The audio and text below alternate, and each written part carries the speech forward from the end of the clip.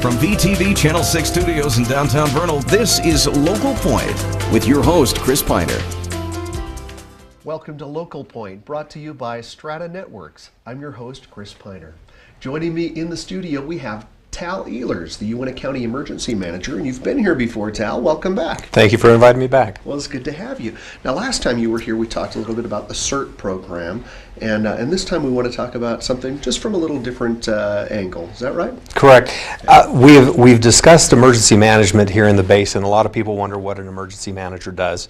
And the fun thing about being an emergency manager is, as opposed to being just a part of one discipline like fire or EMS or law enforcement, I get to work with all the different disciplines, all the government agencies.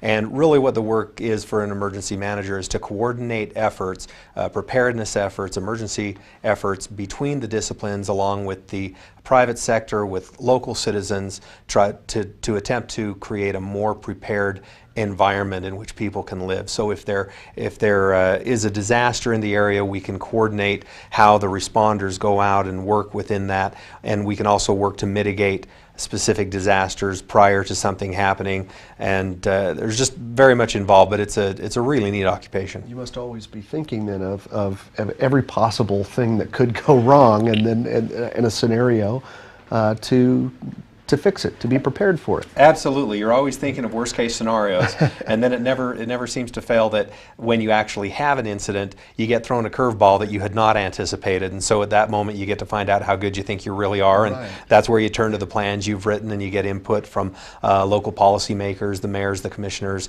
as well as local leaders in law enforcement like the sheriff or the police chiefs, the fire chiefs, and it's really everybody playing together in the sandbox to try to have as safe a community as we possibly can. Speaking of playing together, do you work with other communities, other counties that do the same type of thing? I imagine learn from things that happen elsewhere, not just here as well. Absolutely. Here in the region, for Daggett County, the Ute Tribe, Duchesne, and also Uintah County, we compose what is known as Region 5 for the state of Utah. And we meet regularly to address issues that not only relate to our own counties or our own cities, but also to the region. We also have memorandums in place so that we can work together and help each other. So in short, we have contracts that have already been filled out, agreements that have already been filled out, so that in a disaster, we can go ahead and come to each other's aid if need be. Now recently we had the disaster, the explosion in the Jensen area. We did. Earlier this month there was an explosion. It happened at 12:13 a.m. And it was very interesting. Fortunately, there was nobody hurt, nobody killed in this particular incident, but there was an explosion. And at 12:13 a.m., people knew that it had happened. Apparently, the sound of it was heard all the way to Roosevelt. There was damage up to a half-mile away of nearby buildings and homes.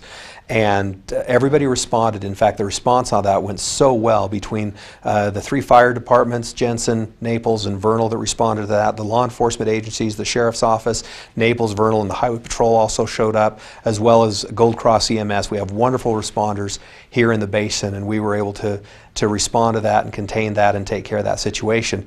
The real important thing that we learn from that is when we talk about preparedness, whether it's in print, whether it's through the media, whether it's through local meetings, and we talk about people's needs to be self-sufficient, that they need to have an evacuation plan available, that they need to have 72-hour kits, those luxury items that they would not want to be without for a 3-day period of time. And even something as simple as signing up on the Code Red system, which is a phone system which calls 50,000 people per hour. It allows emergency responders and dispatchers to contact local citizens very quickly. If there is an emergency, they can receive a phone call, either an email, a text, a cell phone, a home phone, a work phone, and they can receive information. So here we were at 12:13 a.m. and the incident commander instructed me we need a half-mile evacuation from this scene, and we were able to get on to the Code Red system to notify people in the area that they needed to evacuate. And then also we were able to set up a shelter. The Uintah School District was kind enough to open up the doors of the middle school for a shelter, and Red Cross was a huge aid in helping getting that shelter set up. We had our local volunteers involved, and the community just really came together and worked very smoothly. But it comes down to individuals being prepared for themselves so that if something out of the ordinary should happen, they are ready to go ahead and take care of themselves, leave the area if needs be.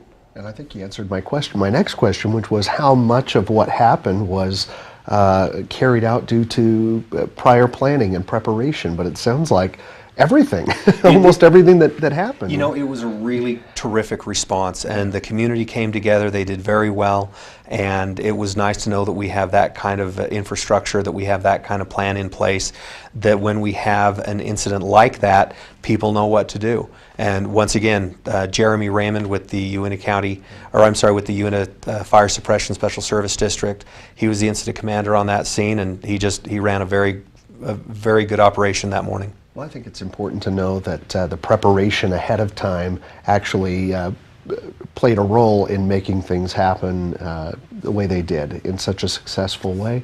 It would probably be very easy to ignore that. But hats off to you and all those involved in preparation and making that thing happen the way that it did. It went very smoothly. We are grateful to have the responders here that we do. All right. Well, I want to talk a little bit more about Code Red and a few other things. But first, we're going to take a quick message from our sponsors, Strata Networks. Strata Networks is proud to bring the first true 4G LTE network to the Uintah Basin. 4G LTE is the most powerful mobile broadband available anywhere in the world. With speeds up to 10 times faster than 3G, you can stay connected like never before. Video chat without delay, stream HD TV or movies in an instant, and download or upload in seconds. For details, visit us in Roosevelt or Vernal or call 622-5007. More speed, more power. 4G LTE, only from Strata Networks. Welcome back to Local Point. We're here talking with Tal Ehlers from Uintah County, and what was the department again? Is the Uintah County Office of Emergency Management. Office of Emergency Management. Well, appropriately enough, that's what it is. Okay, so we left off with a little bit of the Code Red system, and talked about it almost as if everybody already knows about it. But just in case somebody doesn't, what would someone need to do to get connected with this Code Red system? Very simple. If somebody wants to go to the websites for Vernal City, Naples City, Uintah County, Duchesne County, Daggett County, there is a link on the homepage of each one of those websites to help people sign up for Code Red. Code Red is an emergency alert system. It allows people to sign up with their name and their address and their phone numbers or emails where they would like to be contacted in the event of an emergency in their area. This phone system is capable of contacting 50,000 phone numbers per hour. And so by having your information in that system, if there were an evacuation, an emergency in your area, then you would be notified to stay put or to evacuate. We could use that system for Amber Alerts. We could use that system for emergency notifications. But it's a really terrific system that we have here available to us in the basin. And it went into act with that the explosion, the recent explosion in Jensen. Yes, it did. We were able to call several dozen homes in that area that morning, notifying them of an ordered evacuation, which lasted for a period of 12 hours. And we were able to notify people where to go for a shelter if they were in need of that. And another thing that I would add with the Code Red system is that not only is it easy to sign up online, but if you don't have that capability, you can contact a local phone number, and I'll give that number out now. It's 789-1911. Once again, 789-1911. People can call up, leave their information on a message machine, and your information will be inputted for you. And is that number carefully selected there? It has a little emergency feel to it with 911, 1911. That number goes right into the Emergency Operations Center, and yes, it was a very carefully selected phone number. Yeah, well, that should be easy enough to remember then. Yeah. So it seems to me that everyone really ought to sign up with Code Red if they haven't done that yet. I mentioned to you off camera that I had been notified of that particular explosion through really social networking. What role does that play in what you do? Do you utilize that as well? We are beginning to. Social networking is still fairly new in the emergency management field, but we have those capabilities here. I have a Twitter account. It's at Tal Ehlers, and that name is T-A-L, and then the last is E-H-L-E-R-S. So people are able to get notifications through Twitter. Also, Facebook has a life of its own, and I'll tell you that Joni Crane, who is a local individual and a volunteer with our community emergency response team. She is very active with Facebook and with Twitter, and so that morning of the explosion, I was on the phone with Joni, and she asked, may I put this out on Twitter and Facebook, and I said, please do. And so, yes, social media is playing a larger part because that's how people communicate. Now, I have a 12-year-old boy, so he was using that and told me. And so for those who don't have a young person or social networking, then Code Red is another great alternative. So, and I imagine radio as well. I was going to say, we have KVEL here in the basin, which is charged with our emergency alert system. And so also that morning I was on the phone with Lincoln Brown, and you know, we were on the phone at 12:30 a.m. and he was hightailing it over to their office to set off the emergency alert system, which had the capability of contacting X94 as well as 98.5 over at the Fox in Ballard, and they were able to put out a message through the radio system. So we have several forms of communication for public notification here in the basin. It worked. I was amazed at how fast the word got out, at least to me even. Of course, I heard the explosion myself, and I live nowhere near Jensen. But again, just a wonderful job in getting the word out, and that everyone was safe. It just amazes me with something of that magnitude that really no one was seriously hurt. You know, when it comes to a hazmat spill or when it comes to an explosion, as responders we always use the words time, distance, and shielding. And that morning everything came into play. People had distance, they had shielding. Even a couple of individuals that were fairly close to the explosion, they had shielding. And it was due to that we didn't have any injuries or deaths that morning. All right, I always want to talk with you about so many things, and we're going to run out of time today, but just quick summary of things that people ought to be careful with or prepared with. If you just had a few moments to throw a few things out there, what would you say to our viewers? You know, I would like to see people be more self-sufficient. And just a quick little thing, we look at Hurricane Sandy that hit the East Coast recently. There were people without power for weeks. There's still homes back there that have not had power restored because of damage. And so think about this. If you didn't have responders coming to your door within 2, 3, 4, 5 days, would you be okay? There are a lot of people out there that don't know what they're going to eat for dinner until they go by the grocery store on the way home from work. And imagine if you were going by the grocery store and the power's out and the store shuts their doors. The cash registers don't work, the ATMs don't work, things like that.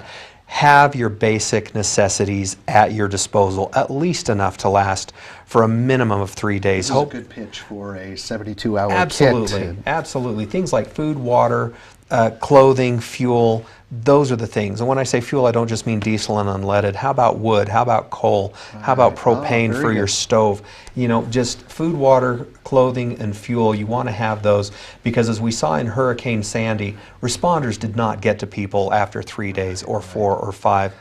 It was quite an extended event. I wish I had more time to ask you about this. Just quickly, is there a place, do you have a website or information about what someone might put into a 72-hour kit? Someone who might need help with that, could they get some help from your department as well? Absolutely. redcross.org, ready.gov, FEMA.gov, all these websites are a wealth of information for preparedness knowledge. All right, Tal, thank you as always. I Thank appreciate you. having you, and I look forward to having you back again where we can learn a few more things about what we can do to be prepared in case of an emergency. Thank and you again, very much. Congratulations to you and your department for what you did here, especially recently.